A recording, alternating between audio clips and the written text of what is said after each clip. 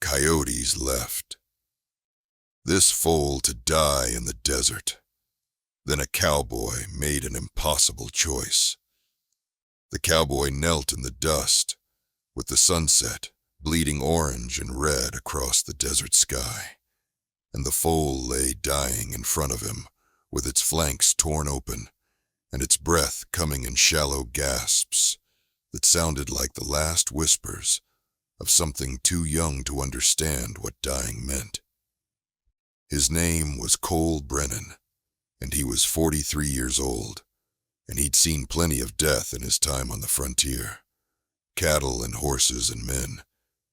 But there was something about finding this small, broken thing alone in the vastness that made his chest tighten in a way he couldn't quite name. The coyotes had retreated when he rode up, 3 of them slinking back into the sagebrush with blood on their muzzles, and they watched from a distance, with yellow eyes that held neither malice nor mercy, just hunger, and the ancient calculus of survival that governed everything in this hard land. The foal was maybe 3 months old, a sorrel color that would have been beautiful if it wasn't matted with blood and dirt, and Cole could see where the coyotes had gotten to it, deep gashes along its hindquarters and neck, wounds that wept dark blood into the sand, and he knew without needing to think about it that this animal had minutes left, not hours, just minutes before shock and blood loss finished what the predators had started.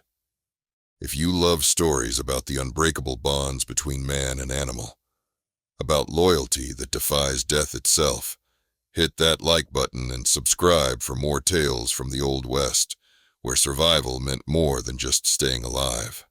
Cole had been riding fence line on the eastern edge of his property, checking posts and wire after the summer storms, when he'd heard the sound. A high, thin cry that cut through the evening air like a knife, and he'd spurred his horse toward it without thinking, because that's what you did out here. You investigated sounds that didn't belong, sounds that spoke of suffering or danger, or both.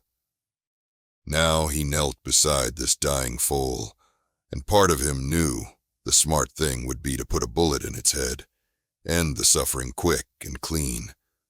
But something stopped him. Some stubborn, irrational impulse that said not yet, not without trying. And before he could talk himself out of it, he was shrugging off his coat and wrapping it around the foal's torn body and lifting the animal in his arms like you'd lift a child. The foal weighed maybe 80 pounds, small for its age. Probably had been the runt. Probably had gotten separated from its mother somehow, and the coyotes had seen an easy meal. And Cole felt the warmth of its blood soaking through his shirt as he carried it to his horse, felt the shallow flutter of its heartbeat against his chest, and his gelding, a sturdy bay named Copperhead, rolled his eyes and snorted at the smell of blood, but stood steady, while Cole somehow managed to mount with the foal cradled in one arm. The ride back to the ranch was 7 miles, and it took 2 hours in the gathering darkness, Cole moving slowly, because every jostle sent fresh blood seeping through the coat. Every rough patch of ground made the foal's breathing hitch and stutter, and he talked to it the whole way, nonsense mostly, just words to fill the silence, telling the animal to hold on, telling it they were almost there, telling it things he hadn't told another living soul in years, because there was something about holding a dying thing that made you speak truths you normally kept buried.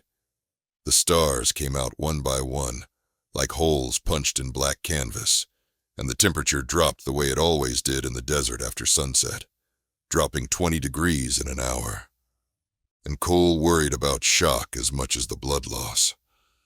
Worried that the cold would finish what the coyotes had started. So he pulled the foal closer and shared what warmth he had.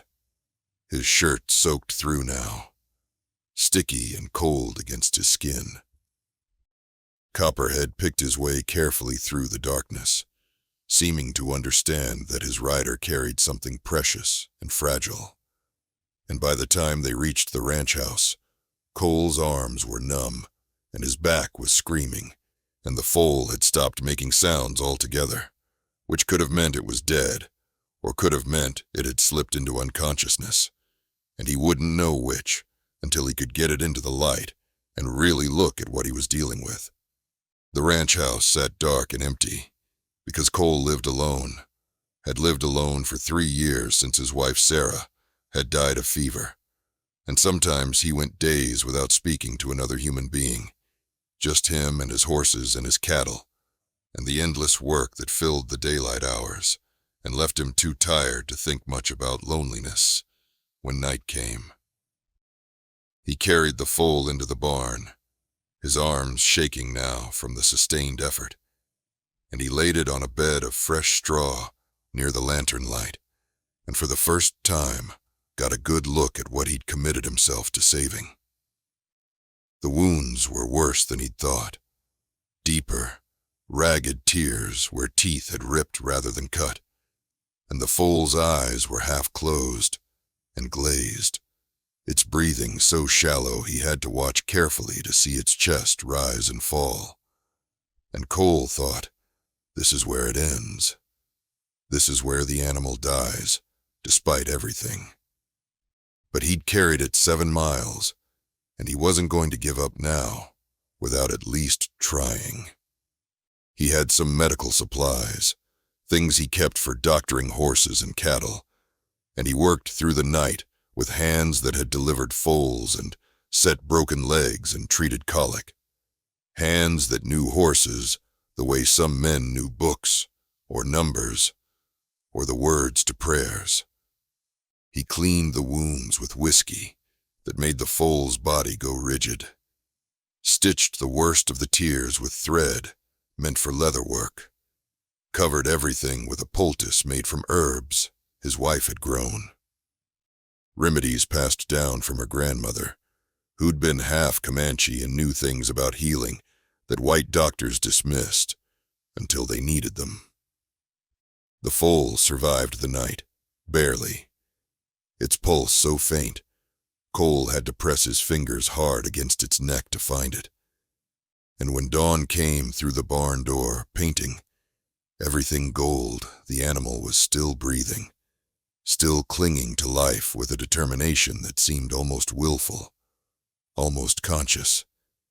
And Cole felt something shift in his chest, felt the first stirring of hope, mixed with the fear that hoping for something too hard could make losing it hurt worse.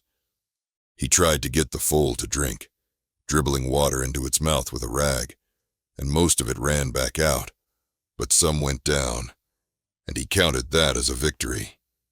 Counted every small thing that wasn't death as something worth noting.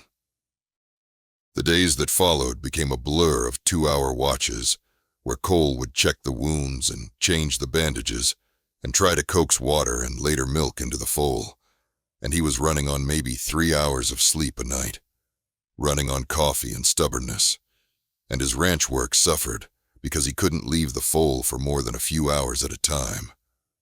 Couldn't risk coming back to find it had bled out, or given up, or simply stopped trying. On the 3rd day, infection set in, the wounds going hot and angry despite the poultice, and the foal's temperature spiked so high, Cole thought it would cook the animal's brain, and he spent an entire night sponging it down with cool water and praying to a God he wasn't sure he believed in anymore, bargaining in the darkness the way desperate men do, promising things he knew he couldn't deliver in exchange for this one small life. The fever broke on the 4th morning, broke suddenly like a storm passing, and the foal opened its eyes fully for the first time, and looked at Cole with an expression that might have been recognition, or might have been just the blank stare of an animal waking from trauma. But Cole chose to believe it was recognition, chose to believe the foal knew who had carried it and cleaned its wounds and kept death at bay through sheer refusal to accept the inevitable. He named it Phoenix, partly because it had risen from what should have been its end, and partly because the name just felt right, felt like it matched the stubborn vitality he saw in those dark eyes. And from that moment, the foal began to improve, slowly at first, so slowly that some days Cole wasn't sure if he was seeing progress or just wanting to see it, but improve it did, eating more, standing for longer periods, taking hesitant steps on legs that trembled from disuse and injury. 2 weeks after Cole had found Phoenix dying in the desert, the foal was walking without falling, its wounds closed and beginning to scar, and Cole felt a pride that was disproportionate to the situation. Felt like he'd won something important, even though he couldn't articulate what exactly he'd won, or why it mattered so much. The foal followed him everywhere now, tottering after him on unsteady legs when he did his chores, whinnying with distress when Cole left the barn, and Cole found himself talking to it constantly, explaining what he was doing and why, narrating his life to an audience that couldn't understand the words, but seemed to understand the tone, seemed to find comfort in the sound of his voice, the way Cole found comfort in not being alone. Phoenix grew through that summer and fall, growing faster than Cole expected, filling out from the skeletal thing he'd carried in his arms into a young horse with good lines and a coat that shone copper in the sunlight, and the scars from the coyote attack faded to white marks that you'd only notice if you knew to look for them, badges of survival worn without shame. Cole worked with Phoenix the way he'd worked with dozens of horses before, teaching it to accept a halter and lead, teaching it patience and trust. But there was something different about this horse, something in the way it watched him and responded to him, like it understood on some level that it owed its life to this man and intended to repay that debt. And Cole knew that was probably projection, probably him reading human emotions into animal behavior. But he believed it anyway, because believing it made the connection feel deeper, made the hours spent nursing it back to health feel like they'd created something more than just a saved life. By the time Phoenix was 2 years old, Cole started the real training, saddle breaking and groundwork, and the horse took to it with an eagerness that made experienced ranch hands shake their heads in wonder when they saw it, because most young horses fought the saddle and the bit, fought the loss of freedom that training represented. But Phoenix seemed to understand that this was partnership, not submission, seemed to welcome the structure and the purpose. The bond between them became something Cole's neighbors talked about in town. The way Phoenix would come when Cole whistled. The way the horse seemed to know what Cole wanted before Cole fully knew himself, anticipating turns and stops and changes in pace like they shared some silent language. And old-timers said they'd seen good horses, and they'd seen well-trained horses, but they'd never seen anything quite like what Cole and Phoenix had. That particular alchemy of trust and understanding that came along, maybe once in a lifetime if you were lucky. Cole rode Phoenix for everything now, checking cattle, and mending fence, and making the long rides to town for supplies.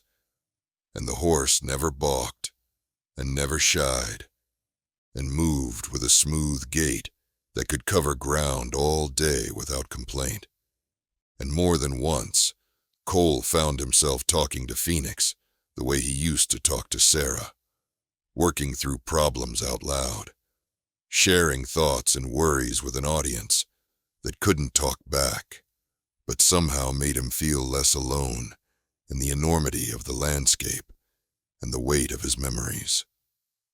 One winter, when Cole was caught in a blizzard 15 miles from the ranch, the snow coming down so thick he couldn't see 10 feet in any direction, Phoenix had brought him home, Navigating by some instinct Cole didn't understand. Following a route the horse knew, even when Cole was lost and half frozen. And when they finally reached the barn, Cole had slid from the saddle and pressed his face against Phoenix's neck and cried for the first time since Sarah died. Cried from relief and exhaustion and gratitude for this animal that had saved him the way he'd once saved it. The years accumulated the way years do, each one faster than the last, and Phoenix went from young horse to mature horse to the beginnings of old horse, the copper coat fading slightly, going lighter around the muzzle, the powerful muscles settling into the lean strength of age, and Cole himself turned gray and moved a little slower and felt the ache in his joints on cold mornings that reminded him time spared nothing. Not men and not horses, not the good or the bad, or the ones who survived against all odds. He was 53 years old when he noticed Phoenix starting to slow down, taking longer to recover from a long ride, sometimes limping slightly in the morning until the stiffness worked itself out, and Cole knew what this meant, knew the trajectory, even if he didn't want to acknowledge it, because he'd owned horses his whole life, and he knew how this story ended, knew there would come a day when the kindest thing would be to let Phoenix go before the pain became too much. But not yet, he told himself. Not yet. And he adjusted their routine, riding less, working Phoenix less hard, letting the horse spend more time just being a horse, grazing in the pasture, rolling in the dust, existing without purpose beyond existence. And Cole would sit on the porch in the evenings, watching Phoenix graze, and thinking about the night he'd found a dying foal in the desert, and made a choice that could have gone a dozen different ways. Phoenix was 17 years old when the end came, not suddenly, but gradually, a decline that accelerated over the course of a few months. The horse eating less, moving less, spending more time lying down, and Cole knew, had known for weeks, but knowing didn't make it easier, didn't make the decision less impossible. He called the veterinarian from town, a young woman who'd taken over the practice when old Doc Morrison retired, and she examined Phoenix with gentle hands and kind eyes, and told Cole what he already knew, that the horse was suffering, that age and old injuries had caught up, that the most loving thing would be to let him go peacefully, and Cole nodded, because speaking would have meant crying, and he wasn't ready to cry yet. Not in front of a stranger, not in daylight. He chose a morning in late spring when wildflowers covered the hills and the air smelled like sage and new grass, and he led Phoenix out to the pasture where the horse had spent the best years, and Phoenix walked slowly but willingly, like he understood this was important. And Cole stood there with his hand on the horse's neck, feeling the warmth of the animal's body and the slow, steady breathing, and he said, "Thank you, boy. Thank you for everything." And those were the last words Phoenix heard before the veterinarian gave the injection that would stop the pain and the breathing and the heartbeat that had kept going against all odds for 17 years. Phoenix went down slowly, gracefully, folding his legs beneath him, and then sliding to his side in the green grass, and Cole knelt beside him and kept his hand on the horse's neck, and felt the moment when the life left, felt the subtle change that marked the difference between a living thing and a body. And then he did cry. Sat there in the grass with his hand on Phoenix's still warm side, and cried like he hadn't cried since Sarah died. Cried for all the years and all the rides and all the times this horse had been more than just an animal, had been a friend and a partner, and the thing that kept him connected to something beyond himself. He buried Phoenix on the hill, overlooking the ranch, dug the grave himself over 2 days because he needed the physical work, needed to exhaust his body so his mind could rest, and he marked it with a simple wooden cross and carved Phoenix's name and the years, and he added words that felt inadequate but were the best he could do. From death to life and back again. The best horse I ever knew. For weeks after Cole found himself looking for Phoenix, expecting to see the copper shape in the pasture, or to hear the soft nicker that meant the horse wanted attention, and the absence was physical, was a hole in the daily routine that nothing else could fill, and he understood now what people meant when they said grief was the price you paid for love. Understood that the pain was proportional to how much the thing had mattered.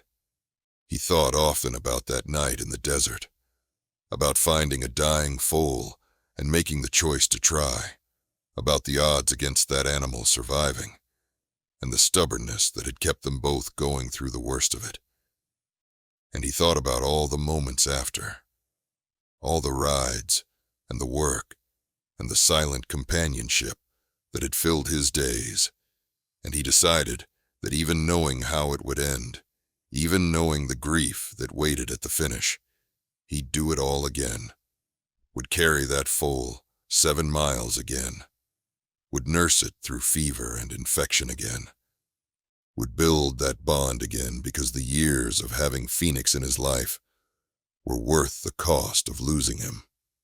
The ranch hands noticed the change in Cole after Phoenix died, noticed he was quieter, more withdrawn, and they gave him space because men in these parts understood that some losses couldn't be talked about, could only be endured, and that time was the only thing that made them bearable. And even then, they never fully healed, just scabbed over enough that you could function around them. He got another horse, had to because ranch work required it, but it wasn't the same, and he didn't expect it to be. Didn't try to recreate what he'd had with Phoenix, because that would have been unfair to the new horse, and dishonest about what made Phoenix special. Spring turned to summer, and summer to fall, and Cole found himself riding out to Phoenix's grave more often than he probably should, sitting there in the grass, talking to a marker, the way he used to talk to the living horse, updating Phoenix on the ranch news, and the cattle prices and the weather. And maybe it was foolish, but it brought him comfort. Reminded him that the bond they'd shared didn't end just because one half of it had stopped breathing. He told the story sometimes, when ranch hands asked about the grave on the hill, told them about finding a dying foal and carrying it home and nursing it back against impossible odds. Told them about the years that followed and the connection that defied explanation, and some of them understood, and some of them just nodded politely. But Cole didn't mind either way, because the story wasn't really for them, was more for him. Was his way of keeping Phoenix alive in memory, if not in body. Years later, when Cole himself was old, and his joints ached every morning, and he'd sold most of the cattle, and leased out most of the land because he couldn't work it anymore, he would still make the walk up the hill to Phoenix's grave, moving slower now, using a cane, and he'd sit there looking out over the desert where he'd found a dying foal 40 years earlier, and he'd think about how strange life was, how random and how precious, how one choice could ripple forward through decades and shape everything that came after. The ranch eventually passed to a nephew who'd never known Phoenix, never known Sarah, but who listened when Cole told the stories, and Cole made him promise to maintain the grave on the hill to keep the marker standing and the grass cut, and the nephew promised not because he understood what the horse had meant, but because he understood what the promise meant to his uncle, understood that some debts outlived the people who incurred them. Cole died in his sleep at 78, died in the same house where he'd lived with Sarah, and raised horses and nursed a broken foal back to life.